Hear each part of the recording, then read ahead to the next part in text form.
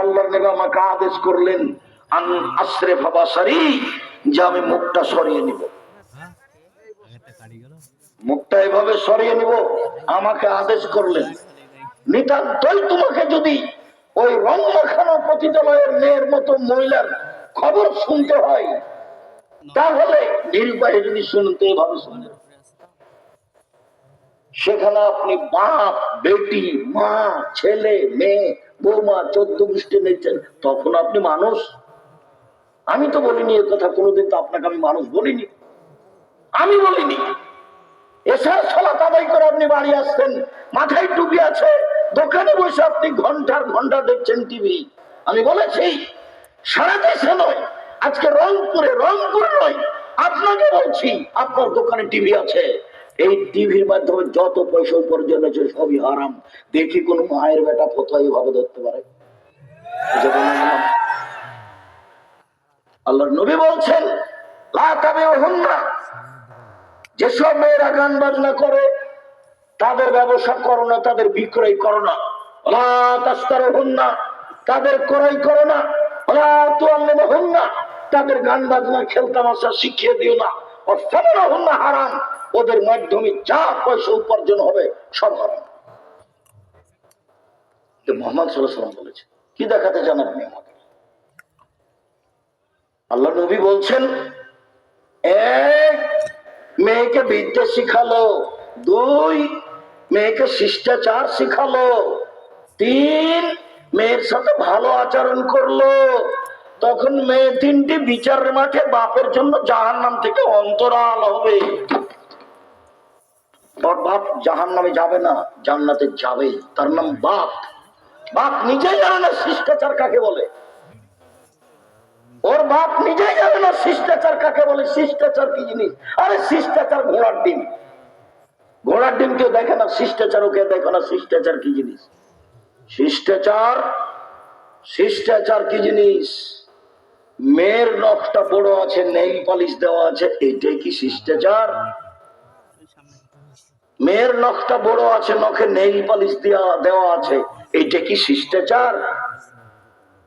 আল্লাহর নবী বলছেন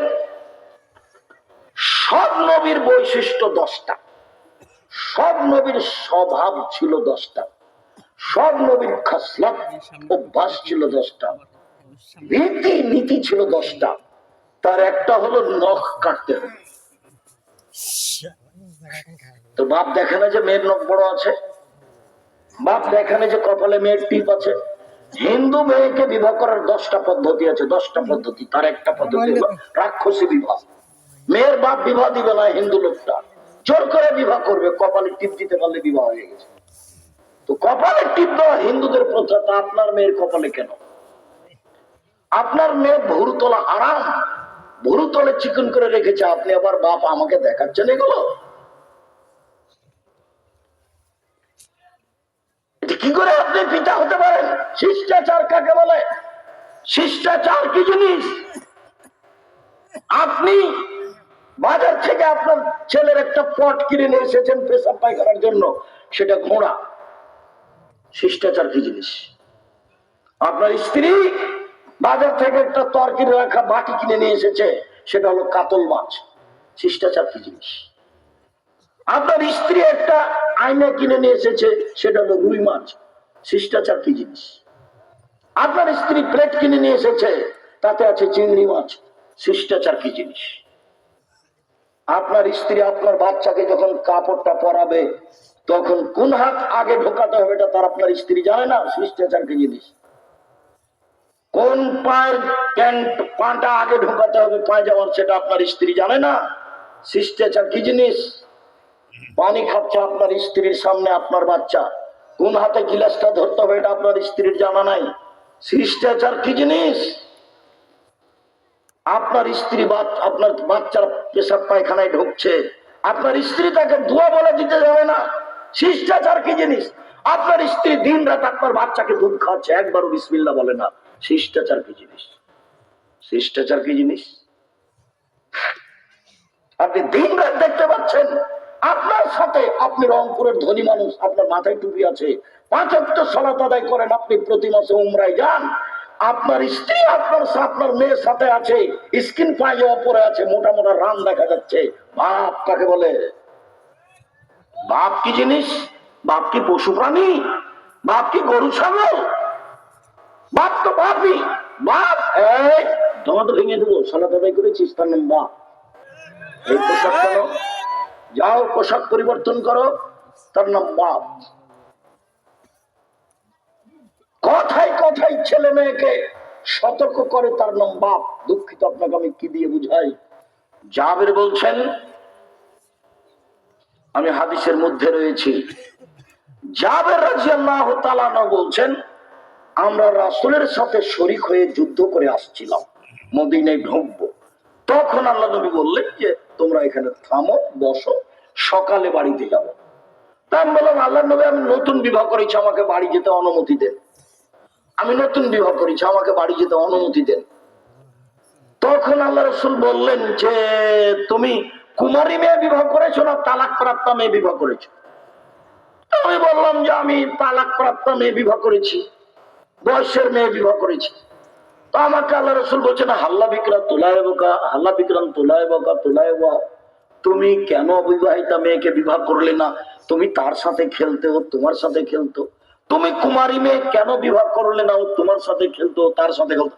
এই ছেলে, ওই যে লোকটা মোটর সাইকেলে চলে গেল চড়ে, তুমি চোখে দেখলে না? তুমি কি পাহারা দাও? মোটর সাইকেলটা ওখানে থামাইলে না কেন? আমি পাহারা দেবো এখান থেকে? কেন তোমরা প্রোগ্রামে ডেকেছ? 40টা অন্তত ছেলে একেবারে পাহারা দিবা, আর্মির মতো পাহারা দিবা। তিতিলিকা ওদিকে গেলে ধরতে পারো যেন, শরম পাও না কেন? এ কথা 14 বার বলে দিতে হবে? আজকে তোমরা বক্তব্য শোনায় এই গ্রামের ছেলেদের উচিত। আমার সামনে যে মোটর সাইকেল চালিয়ে চলে যাচ্ছে বেঢঙ্গার মতো, তুমি তো হিসাব করবে না? আমি তো আল্লাহর রাসূলের হাদিস অনুবাদ করছি, তোমাকে খারাপ লাগে, আমাকে তো খারাপ লাগে না। তুমি তো মান সম্মান বুঝো না, আমি তো মান সম্মান বুঝি। আমি আল্লাহর রাসূলের কথা বলবো, হাদিস অনুবাদ করব, তুমি আসন দেখে ওখানে গল্প করবে, সেটা আমি গ্রহণ করি না। তোমাকে আমি তো মানুষ মনে করি না।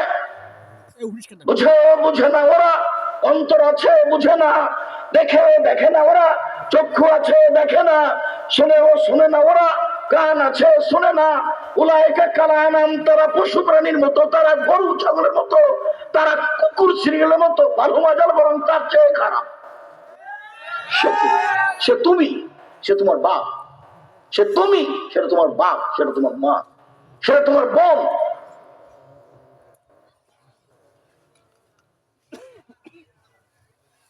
আল্লাহর নবী, আমার আব্বা উহুদের যুদ্ধে মারা গেছে 9 জন মেয়ে রেখে। আমার 9 জন বোন আছে। আকরাহুয়ান আতাসাজ্জাদা মিসলাহুন্না অফিরিয়াতিন খাত্তা। কম বয়সের, বুদ্ধি কম মেয়েকে আমি বিবাহ করতে চাইনি 4টা কারণে। আমার আব্বা উহুদের যুদ্ধে শহীদ হয়েছেন, 9 জন মেয়ে রেখে গেছেন। তো আমার বোনদের মতো কম বয়সের, বুদ্ধি কম, এরকম মেয়েকে আমি বিবাহ করতে চাইনি 4টা কারণে। এক, না, আমার স্ত্রী যেন আমার বোনদেরকে বিদ্যা শিখাতে পারে, বিদ্যা কি জিনিস। 2, বলে তোর দেবা হন না, আমার স্ত্রী যেন আমার বোনদেরকে শিষ্টাচার শিখাতে পারে, শিষ্টাচার কি জিনিস। 3, বলে তোর জেলা হন না, আমার স্ত্রী যেন আমার বোনদের মাথার চুলকে চিরুনি করে সাজগোজ করে পরিপাটি করে রাখতে পারে।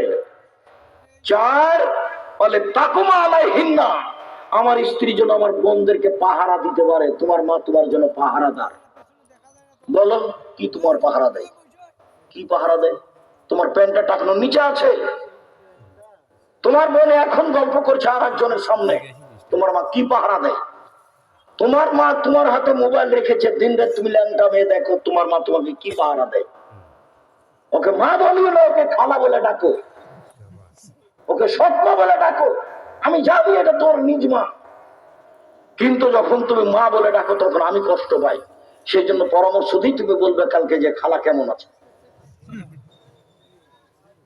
তোমার বাপ, তোমার নানা তোমার মায়ের বিবাহ দিয়েছে, তোমার বাপের কাছে গেছে, তাই বাচ্চা হয়ে গেছে, জানে না শিষ্টাচার কাকে বলে, মা কাকে বলে কথা জানা। মা মানে শক্ত হবে, ছেলেকে মানুষ করতে হবে। সত্য হতে কঠোর ভাবে।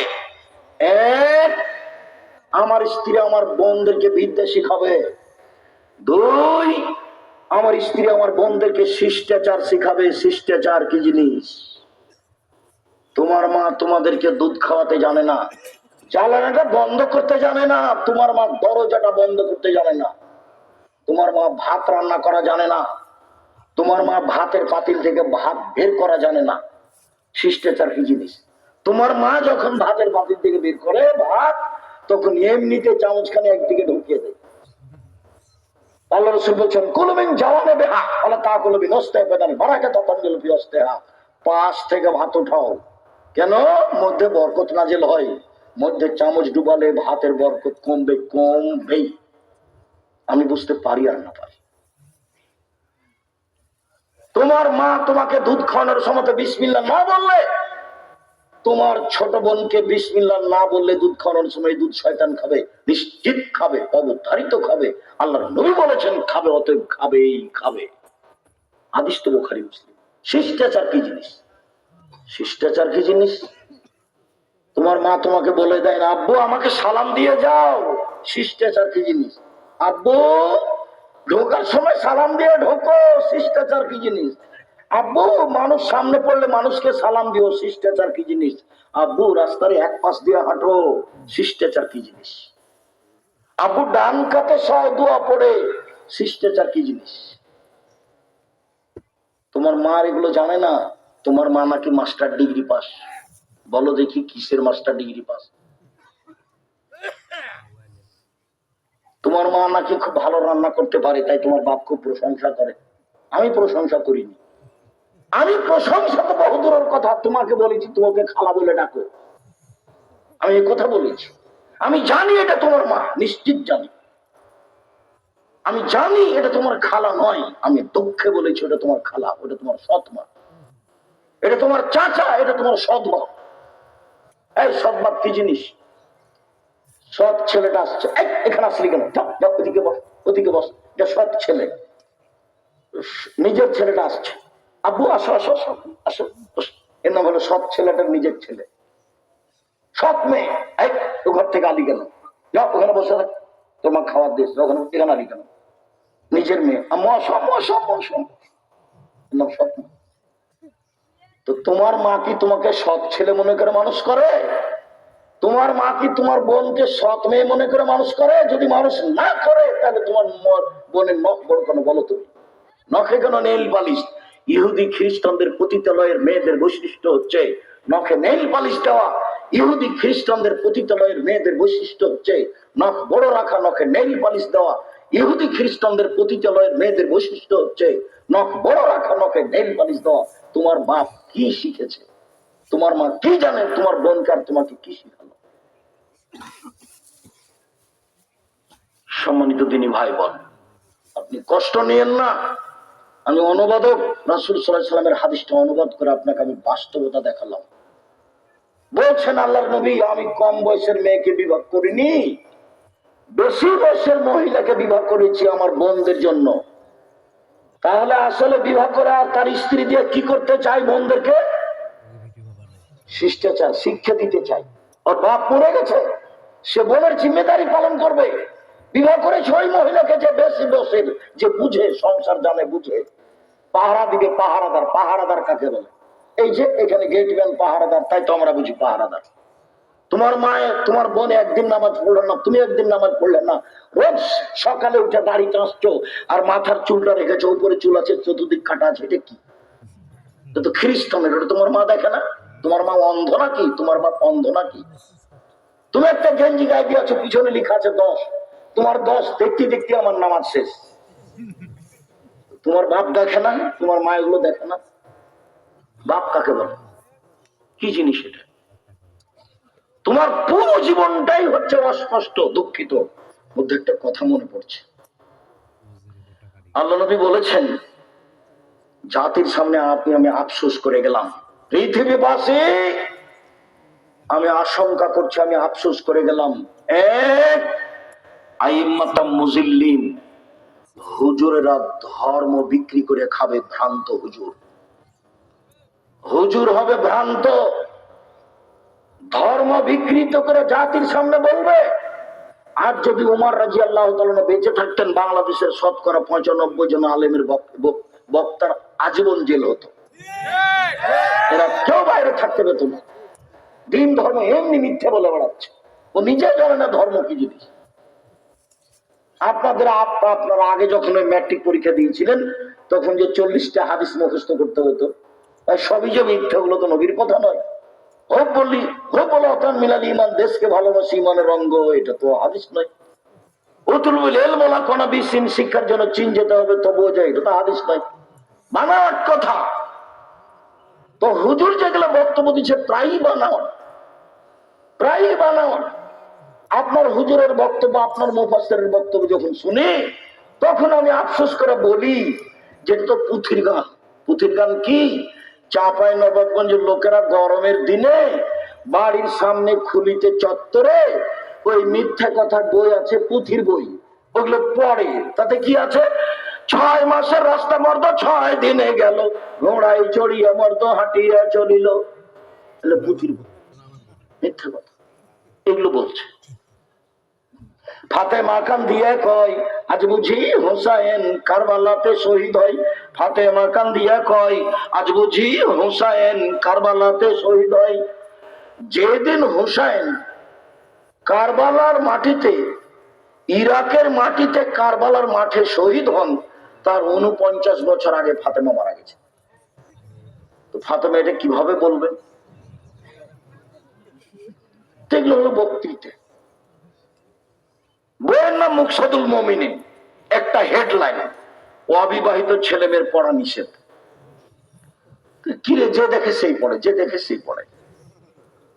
আমিও দেখি যে কি বললো, কি লেখা আছে দেখি, তবে আমি বিবাহ করার পরে লেখা আছে সফরের পূর্বে স্ত্রী মিলন হলে ছেলে ভ্যাংচা হয়, ভরা পেটে স্ত্রী মিলন হলে ছেলে টেরা হয়, চন্দ্র সূর্য গ্রহণের সময় স্ত্রী মিলন হলে ছেলে কানা হয়। আল্লাহর হস্তে যা লিখেছে শুরু থেকে শেষ পর্যন্ত সবই মিথ্যা। শুধু মিথ্যা নয়, কোরআন মাজিদের সরাসরি বিরোধী, সরাসরি। আল্লাহ বলছেন নিসাউকুম হারতুল লাকুম ফাতু হারতাকুম আন্না শাইতুম। পৃথিবীর মানুষ তোমাদের স্ত্রী, তোমাদের জমি। পৃথিবীর মানুষ তোমাদের স্ত্রী, তোমাদের জমি। তোমরা তোমাদের স্ত্রীর কাছে আসো তোমাদের ইচ্ছা মতো, সকালেই কি, বিকালেই কি, দুপুরেই কি, চন্দ্রগ্রহণ লাগলেই কি আর না লাগলেই কি, সেটা আল্লাহ বলছেন। আর হুজুর বলছেন এইভাবে, শোনো না এই ছেলে, মোহাম্মদ সাহেব বলতে পারেন উপরে কি নিয়ে হইচই হচ্ছে? জি বলতে পারি। আদমের ছেলে মেয়ের পাপ কিভাবে মিটে যাবে সে নিয়ে হইচই হচ্ছে। এক, সুন্দর করলে অজু করে, সুন্দর করে অজু করলে পাপ মিটে যায়। 2, পায়ে হেঁটে মসজিদে গেলে পাপ মিটে যায়। 3, সালাতের পরে মসজিদে বসে তাসবিহ তাহলিল জিকির আজকার করলে পাপ মিটে যায়। এই কথা বলার পরে বলছেন আল্লাহর নবী, মান ফাআলা হাযা আশা বিখাইরিন ওয়া মাতা বিখাইরিন, এমনটা কেউ যদি করতে পারে তার মরে যাওয়া ভালো, তার বেঁচে থাকা ভালো। তার মরে যাওয়া ভালো, তার বেঁচে থাকা ভালো। এই 3টে কাজ যদি কেউ করে, তার মরে যাওয়া ভালো, তার বেঁচে থাকা ভালো। এখনো বাক্য শেষ হয়নি। এবার আল্লাহ রাসূল বলছেন ওয়া কানা মিন খাতিয়াতিহি কায়ামিন ওয়ালাদাতহু, আর লোকটা পাপ থেকে হয়ে যায় সেদিনের মতো যেদিন তার মাতাকে জন্ম দিয়েছে। লোকটা হয়ে যায় সেদিনের মতো যেদিন তার মাতাকে জন্ম দিয়েছে, নিষ্পাপ হয়ে যায়। কি করলে নিষ্পাপ হয় ভুলে গেছেন মনে হয়। 1, সুন্দর করে ভালো করে ওযু করা। 2, পায়ে হেঁটে মসজিদে যাওয়া। 3, সালাত শেষে মসজিদে বসে থেকে তাসবিহ তাহলিল জিকির আজকার করা। এই 3টে মনে থাকবে তো? যাওয়ার সময় বলবে 3টে হয়ে যাবে সেই দিনের মতো যেদিন তার মাতাকে জন্ম দিয়েছে, নিষ্পাপ হয়ে। আর একটা কাজ, হজ যদি কবুল হয় তাহলে হয়ে যায় সেই দিনের মতো যেদিন তার মাতাকে জন্ম দিয়েছে, নিষ্পাপ হয়েছে। আর একটা, অসুখ হওয়ার পরেও যদি কেউ বলে আলহামদুলিল্লাহ, তাহলে সে হয়ে যায় সেই দিনের মতো যেদিন তার মাতাকে জন্ম দিয়েছে। আল্লাহ নবী বলছেন, বুখারী মুসলিমের হাদিস, কারো যদি গায়ে জ্বর হয়, জ্বর, তাহলে কামারের ভাটিতে হাপুরে লোহা, চাঁদি, সোনা দেওয়ার পরে লাল হয়ে গিয়ে ওর যে ময়লা আছে, সে ময়লাটা যেমন ভাবে ঝরে যায়, ঝরতে থাকে, তেমনি জ্বরে মানুষের পাপ ঝরতে থাকে। হাদিস বুখারী মুসলিমের হাদিস। এখন তো মানুষ বুঝে না, ছেলে মেয়ে আছে, টাকা পয়সা আছে, ফকিরে ভিক্ষা চাইলে বলে মাফ করো, আর মাথা ব্যথা হলে বেটা বলছে আব্বা আপনাকে সিঙ্গাপুর নিয়ে যাবো। মাথা ব্যথা সিঙ্গাপুর। আচ্ছা যাক বাবা, হয়েছে, একটু ধৈর্য ধারণ করি, অসুখ বিসুখ ভালো, পাপ মোচনের মাধ্যম। অনেক হাদিস এসেছে, কারো যদি দামি জান্নাত আগে ভাগ্যে লেখা হয়েছে, আমল দিয়ে আগাতে পারে না, তখন আল্লাহ তাকে অসুখ দিবেন, অসুখ দিয়ে তার নেকি বেশি করে তো ওখানে দিবেন। হাদিস সহিহ। মাথা ব্যথাতেই তো তোমার বাপকে সিঙ্গাপুর নিয়ে যাবা, তো তোমার কাছে যখন ফকির আছে তখন তুমি কি বলো? কতদিন বললাম আমি, 34 বছর থেকে বলছি, বাড়ি থেকে যখন তুমি বের হওয়া তখন তোমার মাকে বলিও, আম্মা আমাকে কিছু খুচরা টাকা দেন তো আম্মা, 5 টাকা 10 টাকা ফকিরকে আমি দিব। অনেক সময় আম্মা আমার কাছে 500 টাকা 1000 টাকা নোট থাকে, তো ফকির ভিক্ষা চাইলে খালি বলা লাগে মাফ কর।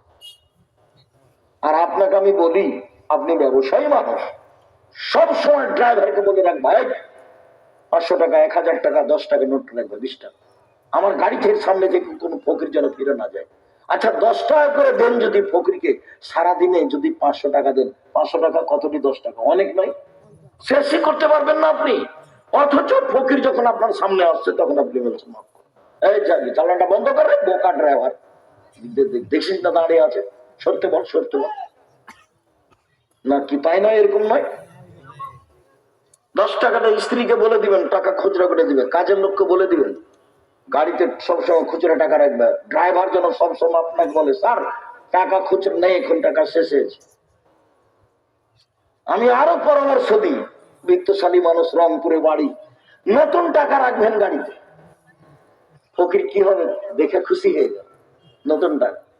খালি মানুষ ছিঁড়াটা দেখে, ছিঁড়াটা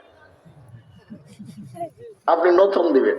একদিন চাঁপাইনবাবগঞ্জের একজন বড় মাওলানা সভাপতি হয়ে বসে আছেন, তা আল্লাহ নবী বলেছেন, ইহুবিল্লাহ আখি মা ইহুবিল্লাহ নাফসিহি, নিজের জন্য যেটা ভালোবাসে অপরের জন্য সেটা ভালোবাসতে হবে। তখন এই হাদিস পড়ার পরে আমি বলছি যে মানুষকে যদি এমনি লেনদেনে যখন টাকা দিবেন, তখন আগে কোনটা দিতে হবে? ভালোটা। তা আপনি দেখেন কোনদিন ভালোটা দেন? সবসময় মনটা কি চাই? ছিঁড়ার দায় শুরু হয়, শেষে কিন্তু ভালোটা দেওয়াই লাগে, শেষে ভালোটা দেয়। স্বভাব পরিবর্তন করতে হবে, স্বভাব পরিবর্তন, গরম পানি দিতে। সম্মানিত তিনি ভাই বোন, বলছিলাম সালাত। আবু হুরায়রা রাদিয়াল্লাহু তাআলা আনহু বলেন, আল্লাহ তাআলা বলেন, হাফিজু আলাস সালাতি ওয়াস সালাতিল উস্তা, পৃথিবীর মানুষ 5 ওয়াক্ত সালাত আদায় করো নীতিগত ভাবে, বিশেষ ভাবে আসরের সালাত। আসরের সালাত টাইম হওয়ার সাথে সাথে আদায় করবা। যারা সূর্য ডুবার পূর্বে আসরের সালাত আদায় করছে, ওই এলাকায় বসবাস করলে আপনি একাই পড়ে নেবেন। যারা ফজরের সালাত সূর্য ডুবার আগে আদায়, সূর্য ওঠার আগে আদায় করছে, আপনি নির্ধারিত সময়ে আগে পড়ে নেবেন, আগে পড়েন। এই যে ধারাবাহিক কয়েকটা হাদিস পেশ করি। আবু হুরায়রা রাদিয়াল্লাহু তাআলা আনহু বলেন, রাসূল সাল্লাল্লাহু আলাইহি সাল্লাম বলেছেন,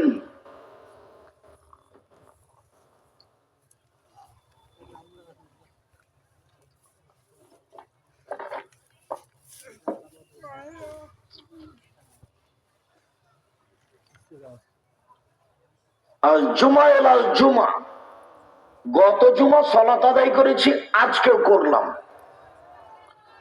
রমাজান আলে রমাজান, গত রমাজান সালাত আদায় করেছি, সিয়াম থেকেছি, এই রমাজানে করলাম। মুকাফফিরাতুন লিজাজতাদিল কাবাইর, তাহলে সব পাপ মিটে যাবে যদি বড় পাপ না থাকে, সব পাপ মিটে যাবে যদি বড় পাপ না থাকে। আবু হুরায়রা রাদিয়াল্লাহু তাআলা আনহু বলেন, রাসূল সাল্লাল্লাহু আলাইহি সাল্লাম বলেছেন, পৃথিবীর মানুষ সাল্লু খামসাকুম সুমু সাহারাকুম, 5 ওয়াক্ত সালাত আদায় করো, রমজান মাসে সিয়াম পালন করো, যাকাত দাও, বড়দের মেনে চলো, তাদখুলু জান্নাতা রাব্বিকুম, তাহলে তোমরা তোমাদের প্রতিপালকের জান্নাতে চলে যাবা। উবাদা ইবনে সামিত রাদিয়াল্লাহু তাআলা আনহু বলেন, আল্লাহর নবী বলেছেন, ইন্নাল্লাহা ইফতারাজা খামসা সালাওয়াতিন, নিশ্চয় আল্লাহ 5 ওয়াক্ত সালাত ফরজ করেছেন। ফামান আহসানা ওযুহুন্না, কেউ যদি সুন্দর করে ওযু করে, সাল্লাহুন্না লিওয়াক্তিহিন্না, নির্ধারিত সময়ে সালাত আদায় করে, কোন ক্রমে আসরের সালাত দেরি করে আদায় করবেন না, কোন ক্রমে ফজরের সালাত সূর্য ওঠার আগে আদায় করবেন না, নির্ধারিত সময়ে সালাত আদায় করলো, ওয়া আতাম্মা রুকুহুন্না ওয়া সুজুদাহুন্না ওয়া খুশুহুন্না, রুকু সিজদা সুন্দরভাবে করলো, ভয় ভীতি নিয়ে করলো, ফাকানা আলাল্লাহি আহাদুন আন ইয়াগফিরা লাহু, এবার আল্লাহর সাথে একটা চুক্তি হয়ে গেল, আল্লাহর সাথে একটা চুক্তি হয়ে গেল, আল্লাহ তাকে ক্ষমা করে দিবেন, চুক্তি হয়েছে। আবার কথা বলি, আল্লাহ তো আর মানুষের সামনে নাই যে মুখামুখি চুক্তি হবে। জি, 5 ওয়াক্ত সালাত আদায় করলাম সুন্দর করে ওযু করে, ঠিক আছে, আমি আল্লাহ লিখে দিলাম আপনাকে, আমি আপনাকে মাফ করে দেবো, জান্নাত দিব, এটা তো আর সামনাসামনি হবে না। মসজিদ কার ঘর? আল্লাহর ঘর। তো এখন তার কাছে বসার জন্য অনুমতি নিতে হবে। তা আমি কি বলবো, আল্লাহ এই যে তোমার মসজিদ, আমি বসবো, অনুমতি দিবেন? এভাবে কি হবে? আল্লাহ রাসূল বলছেন না, ওভাবে হবে না। কি করতে হবে? 2 রাকাত সালাত। যখন আমি 2 রাকাত সালাত আদায় করলাম, তখন উপর থেকে আমার জন্য কি হয়ে গেল? অনুমতি হয়ে গেল। তখন আল্লাহ রাসূল বলছেন, কেউ যদি সুন্দর করে ওযু করে, নির্ধারিত সময়ে সালাত আদায় করে, রুকু সিজদা ঠিক মতো করে, ভয় ভীতি নিয়ে আদায় করে, তাড়াহুড়া না করে, খালি ঠোঁট না মারে, ভালো করে যদি সালাত আদায় করে, তা আল্লাহর সাথে তার চুক্তি হয়ে গেছে। কি চুক্তি হয়েছে? জান্নাতে দিক। ঠিক আছে। আবার বলছেন আল্লাহ নবী, আইল্লাম ইয়াফআল, এইভাবে যদি ওযু না করে, সালাত আদায় না করে, ফালাইসা লাহু আহাদুন, তাহলে চুক্তি হয়নি। ইনশা আযাবাহু ওয়া ইনশা গাফারা লাহু, চাইলে শাস্তি দিবেন, চাইলে ক্ষমা করে দিবেন, চাইলে শাস্তি দিবেন, চাইলে ক্ষমা করে দিবেন। 5 ওয়াক্ত সালাত যদি মানুষ সুন্দর করে ওযু করে আদায় করে, তাহলে আল্লাহর সাথে চুক্তি হয়েছে এই মর্মে যে তিনি আমাকে জান্নাতে দিবেন। যেমন আমাদের নবী মুহাম্মদ সাল্লাল্লাহু আলাইহি ওয়াসাল্লাম বলেন, ওয়া দারি রাব্বি, আমার প্রতিপালক আমার সাথে চুক্তি করেছেন, আমার প্রতিপালক আমার সাথে ওয়াদা করেছেন, আমার প্রতিপালক আমার সাথে চুক্তি করেছেন, 70,000 মানুষকে তিনি হিসাব ছাড়াই জান্নাতে দিবেন। সেগুলো সব আরাম আমার উম্মতের, এটা আমার সাথে চুক্তি হয়েছে আল্লাহ। আর আল্লাহর চুক্তি হয়েছে সালাসা হাসায়াত মিন হাসায়াত রাব্বি, আগের বাক্য, প্রত্যেক হাজারের সাথে আরো 70,000, প্রত্যেক হাজারের সাথে আরো 70,000, আরো চুক্তি হয়েছে আমার সাথে। আল্লাহ তাআলা 3 অঞ্জলি মানুষ জাহান্নাম থেকে বের করে জান্নাতে দিবেন, 3 অঞ্জলি মানুষ জাহান্নাম থেকে বের করে জান্নাতে দিবেন। ডক্টর শহীদুল্লাহ বলেছিলেন রাহিমাহুল্লাহ, জনাব মাওলানা আব্দুল্লাহ আল কাফি আল কুরাইশি, আল্লাহর হাত কি ছোট? আল্লাহর হাত জাহান্নামের চেয়ে বড়। 3 অঞ্জলিতেই সব মানুষ জাহান্নাম থেকে বের হয়ে জান্নাতে চলে আসবে। তখন মাওলানা আব্দুল্লাহ আল কাফি আল কুরাইশি বলেছিলেন, জনাব ঠিক বলেছেন, আল্লাহর হাত ছোট নয়, আল্লাহর হাত জাহান্নামের চেয়ে বড়, এই কথাই ঠিক। তবে আপনি মনে রাখবেন, ঈমান থাকবে না যার, অঞ্জলিতে আসার সুযোগ হবে না তার। মনে রাখবেন আপনি জনাব ডক্টর শহীদুল্লাহ রাহিমাহুল্লাহ, ঈমান অন্তরে থাকবে না যার, অঞ্জলিতে আসার সুযোগ হবে না তার।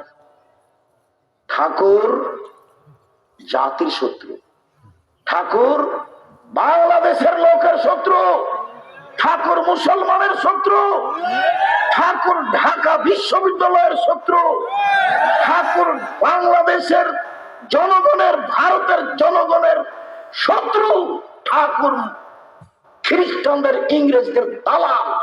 যেদিন এদেশের মানুষ জেল হাজতে, সেদিন ঠাকুর লন্ডনে। ঠাকুর বলে, ওমা তোমার আকাশ, ওমা তোমার বাতাস, ও কালিমা তোমার আকাশ, ও কালিমা তোমার বাতাস।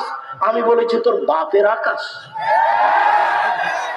আমার ছেলে মেয়ে গান বলে না, বলবে না, আপনি বলেন। আমি বলেছি 1971 সাল থেকে নিয়ে দেশের বাড়িতে কোনোদিন শিক্ষিত মানুষ শিক্ষামন্ত্রী হয়নি। যে লোক এই জাতির শত্রু, যে লোক হিন্দু, যে লোক ঢাকা বিশ্ববিদ্যালয়ের শত্রু, যে লোক এদেশের বাংলা ভাষার শত্রু, যে লোক এদেশের বাঙালিদের শত্রু, যে লোক খ্রিস্টানের দালাল, যেদিন মুসলমান জেল হাজতে, সেদিন সে লন্ডনে। তার মুখের গানে আমার ছেলে সকালে উঠে স্কুলে বলে, ওমা তোমার আকাশ, ওমা তোমার বাতাস। এটা আমার ছেলে বলে না, বলবে না। আপনি বলেন, আপনার বাপ বলে, আপনার 14 গোষ্ঠী বলে। কখন আপনি আপনার হিন্দুদের নীতিতে গ্রহণ করেছেন, চলছেন, মুশরিকের দিন শিরক করছেন? আমি করি না। সিলেট কোর্টে আমাকে 5,000 টাকার মামলা করেছে। ওই সময় কেন? আমি ঠাকুরের নিন্দা করেছি। আমি কি বলেছি? তোর বাপের আকাশ। ঠাকুর বলছে, যতবার বলছে যে ওমা তোমার আকাশ, তোমার বাতাস, ততবার ঠাকুর কাকে বলছে? ও কালিমা তোমার আকাশ, ও কালিমা তোমার বাতাস। কালিমার বাপের আকাশ। আপনার বোধগম্য নেই, আপনার হিতাহিত জ্ঞান নেই। এই যে দেখেন, যাওয়ার সময় একটা বই দেখতে পাবেন, বইয়ের নাম শিক্ষা বনাম জাহেলিয়াত। বইয়ের নাম কি? শিক্ষা বনাম জাহেলিয়াত। আপাতত 1 থেকে 10 পর্যন্ত এই বিদ্যাকে নাকচ করা হয়েছে, পরবর্তীতে আবার বের হবে। বেগম রোকেয়া আপনার প্রিয় মানুষ হতে পারে, আমার নয়। বেগম রোকেয়া লিখেছে অবরোধবাসিনী। অবাক কথা, আমরা মুসলমানের মেয়ে অবরোধবাসিনী। কে বললো? হজ করতে যেতে পারি, অফিসে যেতে পারি, মসজিদে যেতে পারি, মাঠে যেতে পারি, ঘাটে যেতে পারি, শ্বশুর বাড়ি যেতে পারি, বাপের বাড়ি যেতে পারি, রাস্তায় পর্দা করে চলতে পারি। অবরোধবাসিনী মানে এই দেখেন, 1 মিনিট, এই চালাই, খেয়াল করো এদিকে। বেগম রোকেয়া রংপুর ট্রেন স্টেশনে এসেছে, তাই একটা ঘটনা নকল করছে। কি ঘটনা? রংপুরের 4-5 জন মহিলা, 10 জন মহিলা হজ সফরে যাবে। তো ট্রেন স্টেশনে যে বসে আছে, দেওর ভাসুর বাপকে, শ্বশুরকে, স্বামীকে বলেছে যে তোমরা আমাদের উপর একটা চাদর চাপিয়ে দাও, আমাদের পর্দার ব্যাঘাত ঘটে ট্রেন স্টেশনে। এবার ট্রেন মাস্টার ট্রেন স্টেশনে ঘুরছে, দেখি কি হয়েছে, কি হয়েছে। দেখে কতগুলো চাদরের নিচে বস্তা, তো পা দিয়ে লাথি মেরে মেরে দেখছে সেগুলো কি। এগুলো বেগম রোকেয়া দেখাচ্ছে। তোমার কাছে শিক্ষিত মানুষ হতে পারে, শিক্ষিতা মানুষ হতে পারে বেগম রোকেয়া, আমার কাছে নয়। যার কারণে রংপুরের মহিলা বই লিখেছে, কেন হবো অবরোধবাসিনী, ভুল হিসাব ও মিথ্যা কথা লিখেছে। ও আমাকে অপমান করেছে, আমার মুসলমানের ঘরের মেয়েকে অপমান করেছে, ও জাতিকে অপমান করেছে, ও মুসলমানকে অপমান করেছে। আপনি একটু পড়েন না, অবরোধবাসিনী মুখখান বন্ধ করে থাকেন কেন? আমি যে 3 রাত বলছি, আপনি মুখখান বন্ধ করেন কেন? শুধু হবে না, ফাঁসি হবে। এই দেশের মাটিতে যদি হিন্দু বক্তব্য দিতে পারে, এই দেশের মাটিতে যদি ইহুদি বক্তব্য দিতে পারে, এই দেশের মাটিতে যদি খ্রিস্টান বক্তব্য দিতে পারে, আমি আব্দুর রাজ্জাক বিন ইউসুফ এই দেশের মাটিতে হাদিস অনুবাদ করতে পারি। জাতির ক্ষতি করতে আসেনি। জাতির যদি রাস্তাঘাট করে দিতে না পারি, জাতির যদি স্কুল কলেজ করে দিতে না পারি, জাতিকে চূড়ান্ত সঠিক ধর্ম দিতে পারবো ইনশাআল্লাহ। রাসূল সাল্লাল্লাহু আলাইহি সাল্লাম বলেন, মহিলারা যদি 4টা কাজ করতে পারে, জান্নাতের সব দরজা খোলা, পথ সহজ তাদের। তারা যদি 4টা কাজ করতে পারে, জান্নাতের সব দরজা খোলা। 1, সালাত খামসা, 5 ওয়াক্ত সালাত, বাস জান্নাত আছে, জান্নাত খুলে দেওয়া। 2, সমাজ শাহরাহা, রমজান মাসে সিয়াম রোজা থাকতে হবে। 3, আতা বালাহা, স্বামীকে মেনে চলতে হবে। তিতা লাগলেও মানতে হবে, মিঠা লাগলেও মানতে হবে, স্বামীকে মেনেই চলতে হবে। 4, আসব ফারজাহা, জেনায় লিপ্ত হওয়া হবে না, জেনা থেকে বাঁচতে হবে। জান্নাতের সব দরজা খোলা, সব দরজা খোলা। আব্দুর রাজ্জাক সাহেব শোনেন, এই বক্তব্য আপনার বহুবার শুনেছি, আপনি তো আর আমাদের অসুবিধা বুঝেন না। হ্যাঁ, অসুবিধা বুঝি না। 1, 5 ওয়াক্ত সালাত আমরা আদায় করি, 2 রমজান মাসে সিয়াম থাকি। 3 জেনায় লিপ্ত হয় না। 4 স্বামীকে মেনে চলা। আপনি যে বলছেন তিতা লাগলেও মানতে হবে, মিঠা লাগলেও মানতে হবে। আমার স্বামীর মুখখান এত খারাপ, এত খারাপ, ওর মুখে খালি অকথ্য ভাষা, ওর চেহারার দিকে আমি তাকাতে পারি না। তো যতক্ষণ মেয়েরা থাকে ততক্ষণ বলি তোর আব্বাকে পানি দিয়ে 1 গ্লাস। যখন বৌমা থাকে তখন বৌমাকে বলি তোমার শ্বশুরকে পানি দিয়ে আসো। যখন কেউ থাকে না তখন গিলাসটা নিয়ে সামনের মুখে যায়, মুখখান দেখতে পারি না, ঠেকস করে রেখে চলে যায়। আপনি তো আর জানেন না আমার স্বামীর মুখের ভাষা। 1 মিনিট, আপনি আমার দিনী বোন, আপনার স্বামীর মুখের ভাষা আমি মেনে নিলাম। এরপরে আপনাকে ধৈর্যের পরিচয় দিতে হবে। মাস মাস, সপ্তাহ সপ্তাহ, বছর বছর আপনি কথা বন্ধ রেখেছেন, এইটা আপনার জাহান্নামের পথ খুলে আছে। আপনি আপনার কারণে দেখতে পাচ্ছেন আমি তো তখন থেকে আজ করছিলাম।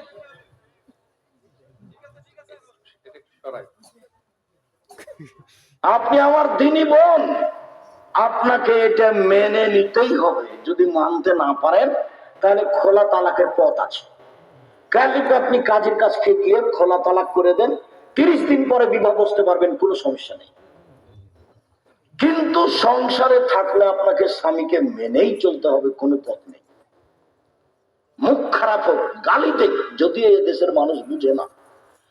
আল্লাহ বলছেন আমি তোমাদের স্ত্রীকে সৃষ্টি করেছি শান্তি তৃপ্তির জন্য। যেখানে শান্তি আছে, যেখানে তৃপ্তি আছে। তো গালি দিয়ে কি শান্তি তৃপ্তি থাকে? মেরে কি আর শান্তি তৃপ্তি থাকে? তখন মুহাবিবনে হাকিম আল কোশাইরি উনি বলছেন, আমি একদিন আল্লাহর নবীকে বললাম, আল্লাহর নবী, স্ত্রীরা আমাদের কাছে কি পায়, আমরা স্ত্রীদের কি করতে পারি, ওদের কি হক আছে আমার উপরে? তখন আল্লাহ রাসূল বলছেন, শোনো শোনো শোনো শোনো, এক আন আতএমাহা মা তাইমতা, তুমি যা খাও, যে মানের খাও, বউকে সে মানের খাওয়াবা। 2 অকসুহা মাক্তাসাইতা, যে মানের কাপড় পরো সে মানের পরাবা। 3 ওয়ালা তুকাব্বির, কখনো কটু কথা বলবো না। তোমার ঠোঁটটা কালো, তোমার স্বভাবটা খারাপ, তুমি এই বলো, তুমি এই করো, কোনো কথা বলবেন না যেটা তো কষ্ট পাবে। আপনি কটু কথা বলবেন না, এটা নিষেধ। আল্লাহ তাজরে বলা আছে, মুখের উপরে মারো না, মারাও যদি লাগে কোনো সময়, খালি কথায় কথায় তালাক, খালি কথায় কথায় তালাক। ও বলছে তুই ছেড়ে দে, তুই ছেড়ে তো তোর বাড়িতে থাকবো না, তুই এখনই তালাক দিয়ে দে না। তখন বলছে যাক যাক, তোকে তালাক দিলাম, তোকে 100 তালাক দিলাম, তোকে 1000 তালাক দিলাম।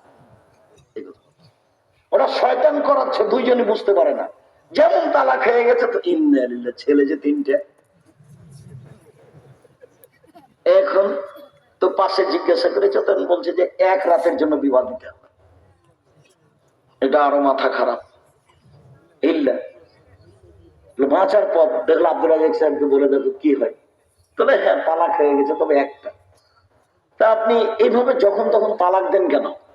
মধ্যেখানে একটা কথা বলে রাখছি, মধ্যেখানে এই আলোচনা লম্বা হয়ে গেল, যেটা আমি চাইনি।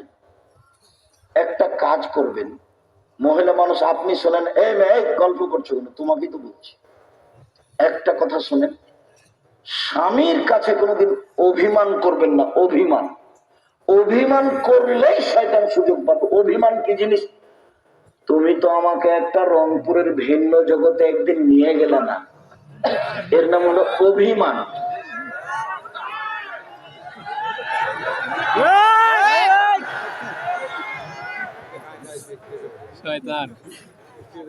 অভিমান, তুমি তো আমাকে একটা ভালো শাড়ি কিনে দিলে না।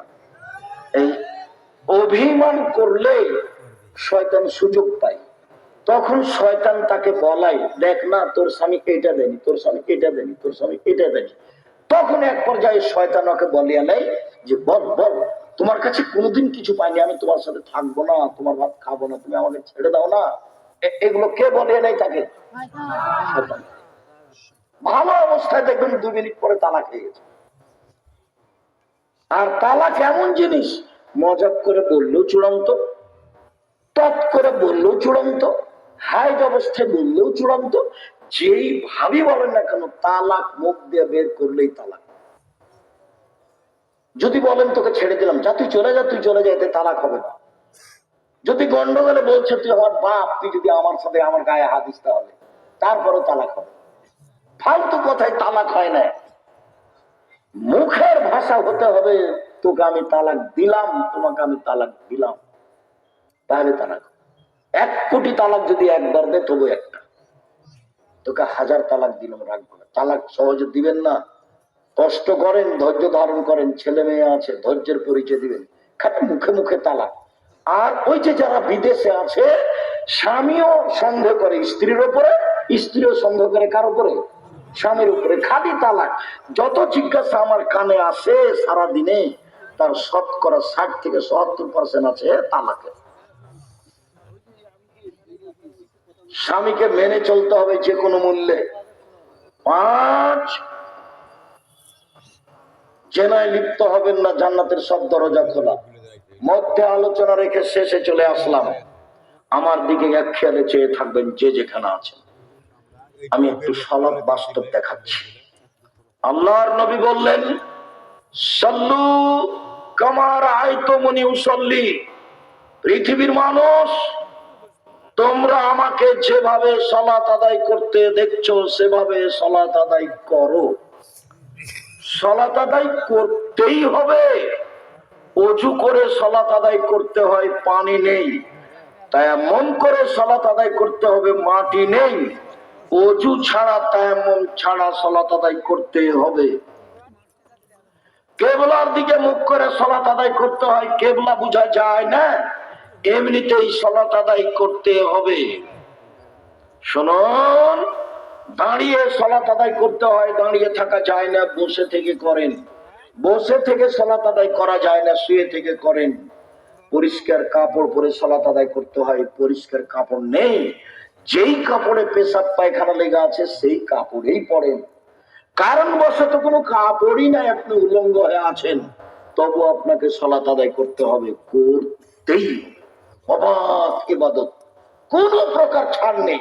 অথচ হজের ছাড় আছে, এবছর করলে না সামনে বছর করে করলেই হলো। জাকাতের ছাড় আছে, আজ দিয়ে না 20 দিন পরে দেন, জাকাতে 1 মাস আগে দিয়ে দেন, ছাড় আছে। সিয়াম রোজা আমি অসুস্থ পরে করবো, রমজান মাস আপনি অসুস্থ পরে করেন, ছাড় আছে। ওয়াবার ইবাদত সালাত, যে ছাড় বলে কোনো জিনিস নাই। ও তো মিথ্যা কথা বলেছে। কি? এই ছেলে তোমার বাপ মারা গেছে, কয়েকটা নামাজ ছেড়েছে, 3 ওয়াক্ত হুজুর। আচ্ছা আচ্ছা আচ্ছা আচ্ছা, 5 5 5 15, 1500 টাকা তো 1500 টাকা দিয়ে জানাজা করে দিয়েছে। সালাতের এরকম কাজ চলে না, সালাতের কাফারা নেই। সালাত কেউ কারো জন্য আদায় করে দিতে পারে না। উমরি কাজা হারাম। ছোট কালে কতদিন চলে গেছে নামাজ পড়েনি, তখন বলছে যে এখন পড়েনি। আচ্ছা, কত রাকাত ছুটেছে, কত রাকাত পড়বে? ধর্ম কি পাগল হয়ে গেছে? ধর্ম কি রাজশাহী চাঁপাইনবাবগঞ্জের হাওয়াই লাড্ডু, দোনো হাত না লাড্ডু, ছুটবে? জি না, ছুটে গেছে, ক্ষমা চাই, আল্লাহ ভুলে গেছে, মাফ করো। জমি দখল করে মাপ চাইলে মাফ হবে না। বয়স এখন 80, একজনও নামাজ পড়েননি, আজকে বলছেন আল্লাহ ভুলে গেছে, আমাকে মাফ করো, আমি নামাজ শুরু করলাম, আল্লাহ বলবেন ঠিক আছে করলাম, আস্তাগফিরুল্লাহ। কোটি কোটি টাকা সুদ খেয়েছেন, ব্যাংকে টাকা অনেক, বলছেন আল্লাহকে যে লেনদেন যা আছে সুদের সব বন্ধ করলাম, আর কোনোদিন সুদ খাবো না, তুমি আমাকে মাফ করো, আল্লাহ বলবেন ঠিক আছে করলাম। 10 শতক জমি কারো জোর করে দখল করেছেন, কিয়ামত পর্যন্ত ক্ষমা চাইলে হবে না। জমিওয়ালাকে জমি বুঝিয়ে দিতে হবে। তারপরে জুলুম করে, লুটতরাজ করে, রাহাজানি করে, ক্ষমতা দেখিয়ে, দাম্ভিকতা দেখিয়ে 2 দিন বেঁচে থাকার চেষ্টা করিয়েন না। সময় 45 মিনিট। সময় কত নেত্রী? 45 মিনিট। 1500 বছর রাজত্ব চলার পরেও ফেরাউন ডুবে গেছে। 1500 পরেও ফেরাউন কি হয়েছে? ডুবে গেছে। ক্ষমতা কোনোদিন দেখাবেন না। যদি ক্ষমতা বিলীন হয়ে যায় হাতে হাতে দেখতে চান, খুলনার অঘোষিত সম্রাট এরশাদ শিকদার মাথায় হাত দেওয়ার সুযোগ পায়নি। ক্ষমতা হারিয়ে যায় যদি দেখতে চান হাতে হাতে, প্রেসিডেন্ট সাদ্দাম দাম্ভিক প্রেসিডেন্ট হাতে হাতে দেশ দখল করতে পারেন। খবরদার কোনদিন ক্ষমতা দেখিয়ে জুলুমবাজি করে, অন্যায় করে, অবিচার করে, মানুষকে ক্ষতিগ্রস্ত করে জেল হাজতে দিয়ে বেঁচে থাকার চেষ্টা করিয়েন না। স্বাভাবিক থাকবেন একেবারে নরম হয়ে। ১ ৫ ওয়াক্ত সালাত, ২ হালাল রুজি, ৩ কোরআন তেলাওয়াত, ৪ দুজন যেখানে বসে আছে সেখানে বসবেন না। আড্ডা পিটা চিরদিনের জন্য হারাম। ১০টায় ঘুমিয়ে যাবেন, বাড়িতে মার্শাল্লাহ জারি থাকবে, প্রেসিডেন্ট হাই হবে, মার্শাল্লাহ জারি আছে, কারফিউ জারি আছে বাড়িতে, কি ১০টায় শুয়ে যেতে হবে,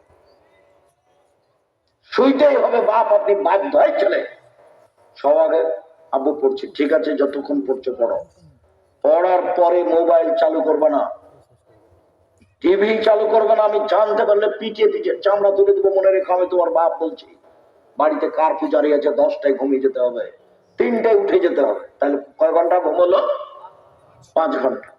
এখন সুন্দর করে উঁচু করে ২ রাকাত সালাত আদায় করে হাত তুলে আগে পড়বেন দোয়া ইউনুস, তারপরে দুরূদ পড়বেন, তারপরে বলবেন আল্লাহ রংপুর শহরে ১০ শতক জমি কিনে দাও। বলেন কিছু যেটা ভালো লাগে, একটা ভ্যান। এটা হলো বলার সময়। বলার টাইম কখন? ৩টার পরে, ৪টার পরে, ফজরের আগে। ১০টার সময় ঘুমাতে হবে। ঘুমিয়েছেন ৩টার সময়, উঠবেন কখন? যে এই চরিত্র, এই নোংরা নীতি বন্ধ করতে হবে।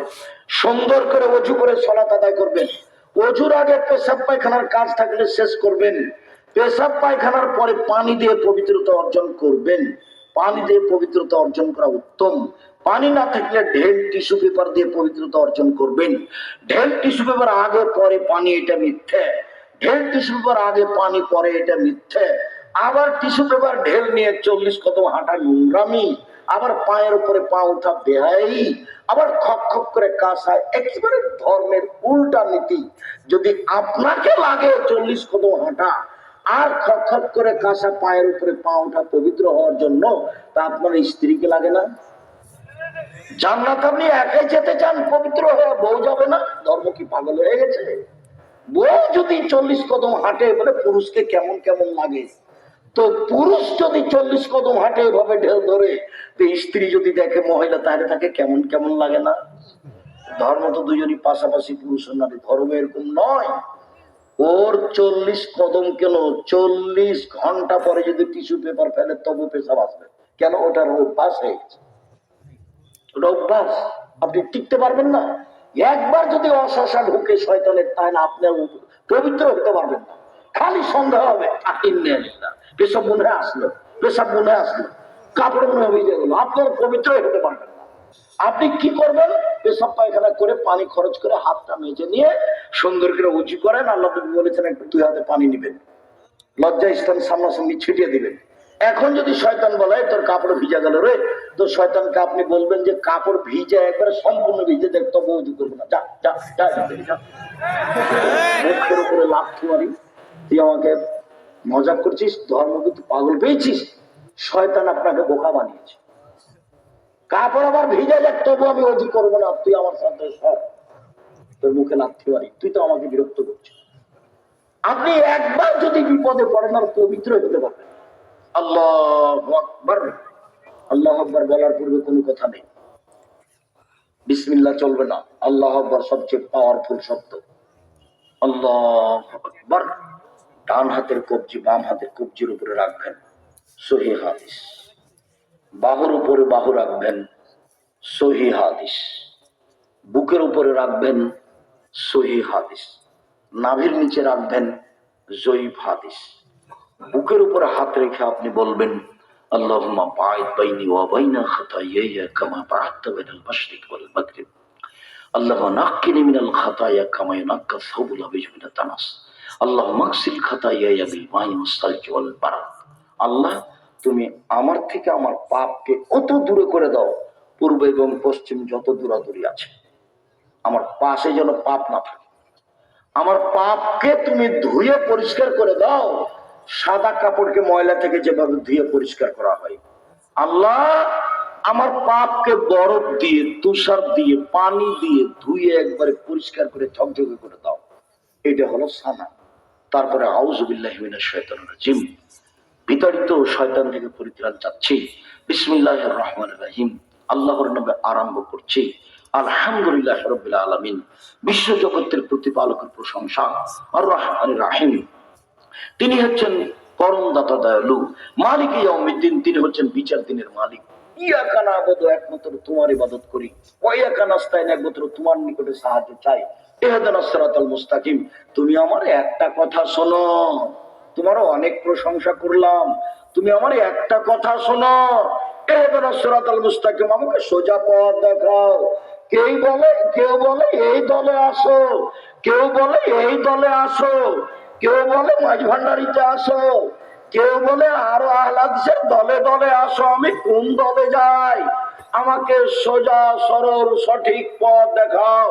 সিরাতাল্লাযিনা আনআমতা আলাইহিম, ওই পথ তুমি দেখাবে যেই পথের প্রতি তুমি অনুগ্রহ করেছো, যাদের ভালোবেসেছো তাদের পথ দেখাবা। গায়রিল মাগদুবি আলাইহিম ওয়ালাদ-দাল্লিন, ওদের পথ দেখাবে না যারা অভিশপ্ত, যারা ভ্রান্ত, ওদের পথ দেখাবে না। আমি দীর্ঘ সময় ধরে তোমার দরবারে যে দোয়া করলাম সেটা তুমি কবুল করো। প্রশংসা করলে খুব খুশি হয়।